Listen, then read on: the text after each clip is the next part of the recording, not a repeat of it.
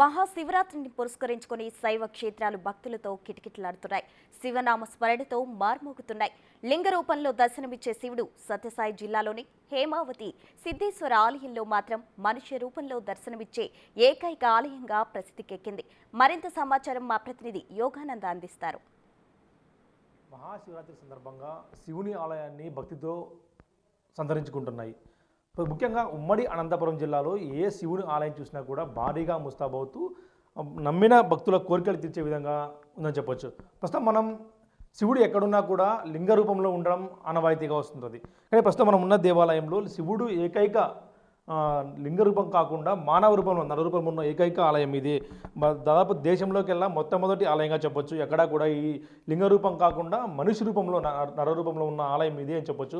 దీని గురించి మరింత విషయాలు మనతో మాట్లాడేస్తారు. ఈ ఆలయం విశిష్టత ఏమి, దీని ఒక ఎందుకు ఇలా ఉన్నాడు శివుడు? మామూలు శివుని దగ్గర ఎక్కడ నంది ఉంటుంది, కానీ ఇక్కడ శివుడి ఎదురు ఎక్కడ కూడా నంది విగ్రహం ఎందుకు లేదు విషయం గురించి మనతో మాట్లాడేందుకు ప్రధాన పూజారి సిద్ధేశ్వర గారు ఉన్నారు. స్వామి చెప్పండి, ముఖ్యంగా ఈ ఆలయ విశిష్టత. మామూలుగా శివుడు ఎక్కడ లింగ రూపంలో ఉంటాడు, కానీ ఇక్కడ మాత్రమే ఒక మనిషి రూపం నర రూపంలో ఉన్నాడు. దేని కారణం అంతా? నమస్కారం. మడక్షిర తాలూకు అమరాపురం మండలం హేమావతి గ్రామంలో స్వామి లింగ రూపం కాకుండా మనిషి రూపంతో దర్శనమిస్తున్నాడు. మనిషి రూపం దర్శించడానికి కారణం ఏమంటే, ఇక్కడ మనకి ఈ దేవస్థానం కాకుండా వెనకాల ఇంకొక లింగ రూపంతో స్వామి ఉన్నాడు. ఇక్కడ నొళంబ రాజులు అనే రాజులు పరిపాలించేవారు.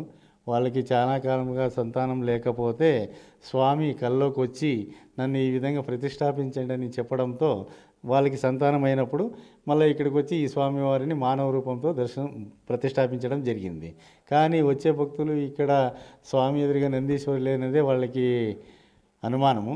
కానీ శివుడికి మానవ రూపంతో పూజలు లేవు, బ్రహ్మ నుంచి శాపం అన్నమాట. కానీ ఇక్కడ ఉండేసేసి భైరవ రూపం.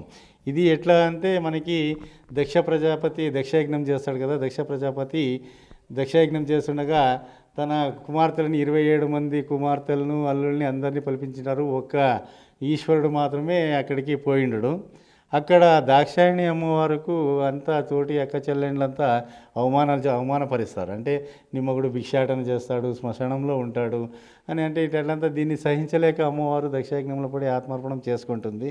ఈ విషయం తెలుసుకున్న శివుడు కైలాసాన్ని వదిలేసి మొత్తం అక్కడ ఉండే ఆ పరివారం అంతా వదిలేసి వచ్చి శ్మశానంలో వచ్చేసి ధ్యానముద్రంతో మొదట భైరవ రూపంతో తాడి స్వామి వచ్చి కూర్చుంటాడు.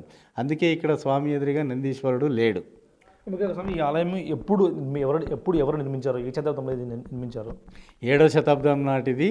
నొళంబ రాజులు అని కర్ణాటక రాజులు వాళ్ళు ప్రతిష్టాపించడం జరిగింది స్వామి. వాళ్ళు ఇక్కడ హెంజేరు అని రాజధానిగా చేసుకొని ఇక్కడ చుట్టుపక్కల 36,000 గ్రామాలని పరిపాలించేవారట. స్వామి చెప్పండి, శివరాత్రికి ఏ విధంగా ఎక్కడెక్కడి నుంచి భక్తులు వస్తారు, ఏ విధంగా ఏర్పాట్లు ఉంటాయి, ఎంతమంది దర్శించుకునే అవకాశం ఉంటుంది? మనకి ఆంధ్ర రాష్ట్రాలే కాకుండా పక్కన కర్ణాటక, తమిళనాడు నుంచి మనకి ఎక్కువ భక్తులు వచ్చేకి అవకాశం ఉంది. వాళ్ళే వస్తారనమాట. ఎంతమంది వచ్చే అవకాశం ఉంది? ఏర్పాట్లు ఏ విధంగా ఉన్నాయి? సరే, ఏర్పాట్లు అయితే అన్ని విధంగానే బాగానే ఉన్నాయి. ఇటు ఎండోమెంట్ కానీ, ఆలయ కమిటీ కానీ, పోలీస్ శాఖ కానీ ఏర్పాట్లు అయితేనే బాగానే ఉంటాయి. ఎంతమంది దర్శించుకోవచ్చు సార్? మనకి ఇప్పుడు ఈ బ్రహ్మోత్సవాల సందర్భంగా ఇప్పుడు అగ్నిగుండం అని మనం 10వ తారీఖు చేస్తాము. సో దాంట్లో ఏం లేకున్నా దాదాపు 2 లక్షల మంది అన్నా వస్తూ ఉంటారు. వాళ్ళకి ఎటువంటి సదుపాయాలు కావాలన్నా మన ఎండోమెంట్ తరపు నుంచి కానీ, ఆలయ కమిటీ నుంచి కానీ వాళ్ళకి సదుపాయం అందించడం జరుగుతుంది.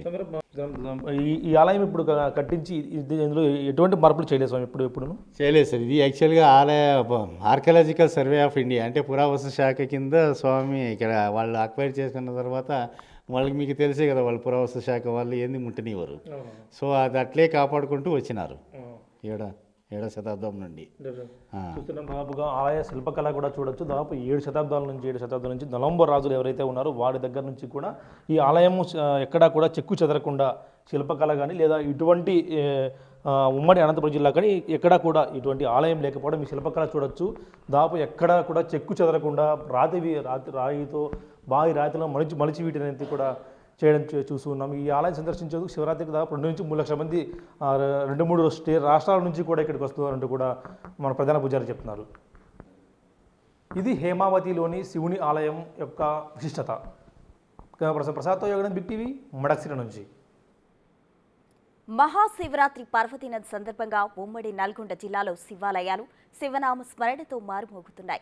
పానగల్లు ఛాయ సోమేశ్వర ఆలయం, వాడపల్లి శ్రీ మీనాక్షి అగస్తేశ్వర స్వామి ఆలయం, చెరువుగట్టు జడల రామలింగేశ్వర స్వామి ఆలయం, అడవిదేవులపల్లి బౌద్ధమగుళ్ల సూర్యాపేట జిల్లాలోని మేళ్ల చెరువు స్వయంభూ శంభులింగేశ్వర స్వామి ఆలయాల్లో వేకువజాము నుంచే భక్తులు బారులు తీరారు.